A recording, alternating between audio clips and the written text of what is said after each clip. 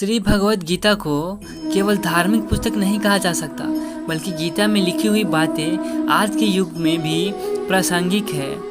गीता हमें life management की कई बातें सिखाती है, जिसे फॉलो करके हम अपनी संघर्षों से भरी जिंदगी में चुनौतियों को आराम से पार कर सकते हैं। श्री कृष्ण कर्म से सिद्ध होने की बात अर्जुन को बताते हैं, लेकिन साथ ही यह भी कहते हैं कि कर्म करते समय हमारे भाव हमेशा अनासक्त होने चाहिए, यानी उसमें प्रतिफल की कामना कभी नहीं होनी चाहिए।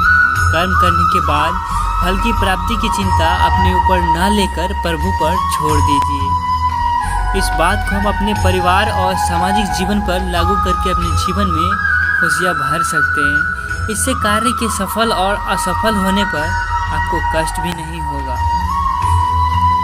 कर्म के बिना कुछ भी संभव नहीं है।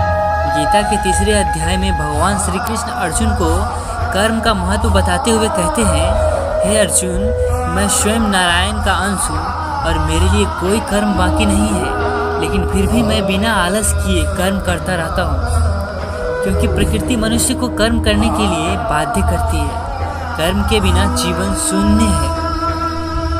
कृष्ण भगवान गीता में कहते हैं कि जब तक मनुष्य के मन में कोई भी कामना या इच्छा रहती है, तब तक उसे शांति मिल नहीं सकती।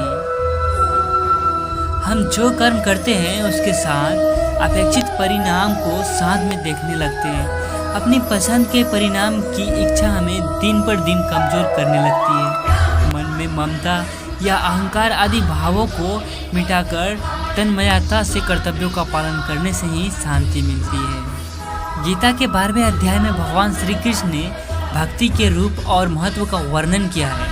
श्री कृष्ण कहते हैं कि जो व्यक्ति स्थिर मन के साथ मेरे सगुण स्वरूप की भक्ति करता है, वह मुझे अवश्य प्राप्त कर लेता है। एकाग्र मन के साथ भगवान की इस भक्ति को आज आपके जीवन में ध्यान के महत्व की तरह समझ सकते हैं। जब मन एकाग्रता होता है, तब लक्ष्य स्पष्ट रूप से दिखाई देता है। श्री कृष्ण कहते हैं कि हर मनुष्य को अपने कर्म धर्म का पालन करते हुए कर्म करना चाहिए। जैसे विद्यार्थी का धर्म है विद्या को प्राप्त करना, सैनिक का कर्म है देश की रक्षा करना। जो लोग कर्म नहीं करते, उनसे श्रेष्ठ वे लोग होते हैं जो कर्म करते हैं, क्योंकि बिना कर्म किए तो शरीर का पालन पोषण संभव नहीं होता। जिस व्यक्ति का जो कर्तव्य निर्धारित किया गया है, उसका पालन करते रहना चाहिए।